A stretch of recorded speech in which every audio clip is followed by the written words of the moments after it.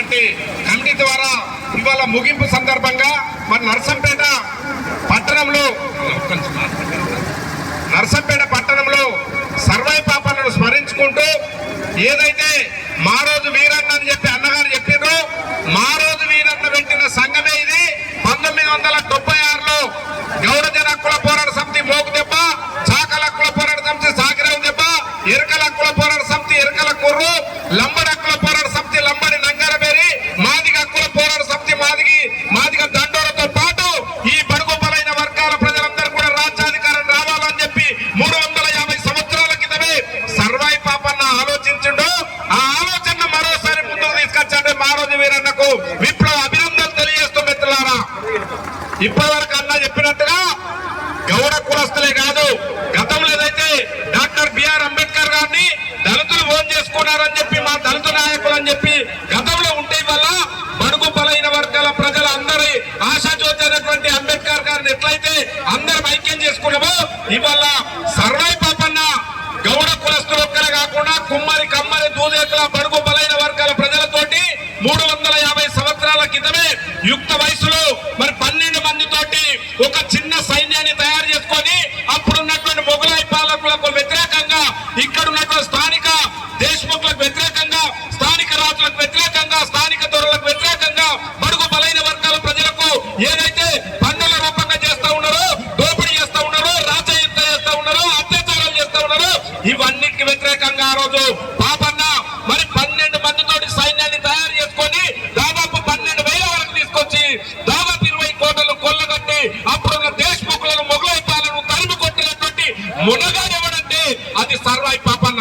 ఈ దేశంలో Maoism, Marxism, Ambedkar లేకముందు బడుగులైజాన్ని బడుగు బలైన వర్గాల ప్రజలకు రాజ్యాధికారం వస్తేనే ఆ రాజ్యాధికారం ద్వారానే మనమందరం కూడా సర్వ సమస్యలకు పరిష్కారానికి నివారణ అని చెప్పినటువంటి ఒక మహాయోధుడు సర్దార్ సర్వాయి పాపన్న. మిత్రులారా, రాబోయే రోజులలో సర్వాయి పాపన్నకు ఘనమైన నివాళులు అర్పించడమంటే బడుగు బలైన వర్గాలకు ఈ దేశంలో పిరికల మంది ఉన్నటువంటి పెద్దవాళ్ళకు కాదు, ఈ దేశంలో 80% మంది ఉన్నటువంటి బడుగు బలైన వర్గాలకు రాజ్యాధికారంలో వాటా కావాలని చెప్పి ఈ సందర్భంగా మేము విజ్ఞప్తి చేస్తా ఉన్నాం. మేము అగ్ర కులాలకు వ్యతిరేకం కాదు, ఇవాళ కులగణన చేయాలని చెప్తే మేమెంత మంది మాకంత వాటా కావాలని అడుగుతా ఉన్నాం. ఏ కులంలో ఎంతమంది ఉన్నారో 100 మందిలో 10 మంది దళితులుంటే 10 మంది వాటా ఇవ్వాలని చెప్పి అడుగుతా ఉన్నాం. 20 మంది గౌళ్ళుంటే 20 వాటి ఇవ్వాలని చెప్తున్నాం. 2 బాబరాళ్ళుంటే 2 సీట్లు ఇవ్వాలని అడుగుతున్నాం. కనుక మోకు దెబ్బ కాన్సెప్ట్ కానీ ఇక్కడున్న నాయకత్వం కాన్సెప్ట్ మొత్తం కూడా మేమెంత మంది మాకంత వాటా కావాలా, మీరెంత మంది గన్నే సీట్లు తీసుకోరు కానీ మీ వాటా 5%, 0%, 2% ఉన్నటువంటి వాళ్ళు రాజ్యాధికారాన్ని వెళ్తామంటే మేము ఓట్లేస్తూ ఎన్ని రోజులు ఓటర్గా మిగిలాలి. మా వెంకట సామన్న రాబోయే రోజులలో ఇక్కడ ఎమ్మెల్యే కావాలని చెప్పి విజ్ఞప్తి చేస్తా ఉన్నాం. మా దళితులు ఇక్కడ ఉన్నటువంటి బడుగు బలైన వర్గాలు రాజ్యాధికారంలోకి రావాలని చెప్పి మేము సందర్భంగా డిమాండ్ చేస్తా ఉన్నాం.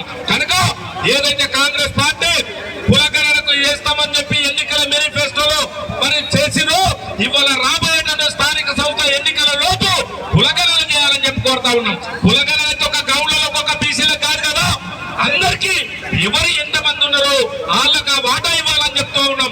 42% బీసీల వాటాను రిజర్వేషన్ చేయాలని చెప్పి చెప్తా ఉన్నాం. కానీ మీ వాటా మేము అడగట్లేదు కదా.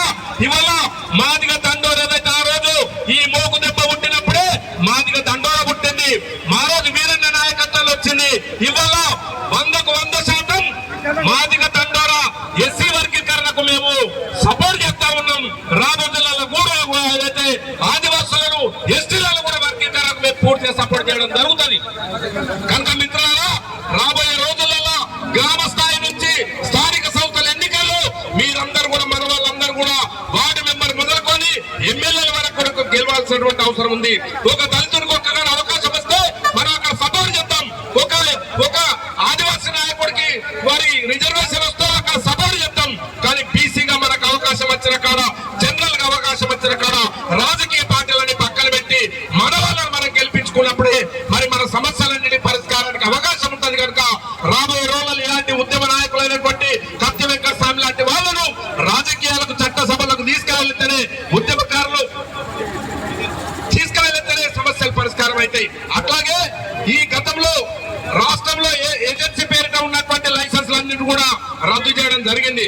వాస్తవానికి ఏజెన్సీలో ఉన్న గౌడ కులస్తులు ఎస్టీ అని చెప్పి మరి చట్టాలు ఉన్నప్పటికీ దాన్ని అమలు చేయట్లేదు కనుక గతంలో అసెంబ్లీలో స్వయంగా గౌరవనీయులు పెద్దలు రేవంత్ రెడ్డి గారు ఏజెన్సీ కార్మిక సమస్యల పైన తీసుకొచ్చింది కనుక మేము వెంకట సేమన్నతో పాటు మహేష్ కుమార్ అన్న గాని ఏదైతే మనం ఉన్నటువంటి మధ్యస్ కన్న గాని పుణ్యం ప్రభాకర్ గౌడ్ గాని ఇట్లా మన ప్రజాప్రతినిధులు అందరూ పట్టుకొని సీఎం గారు కూడా కలవడం జరుగుతుంది.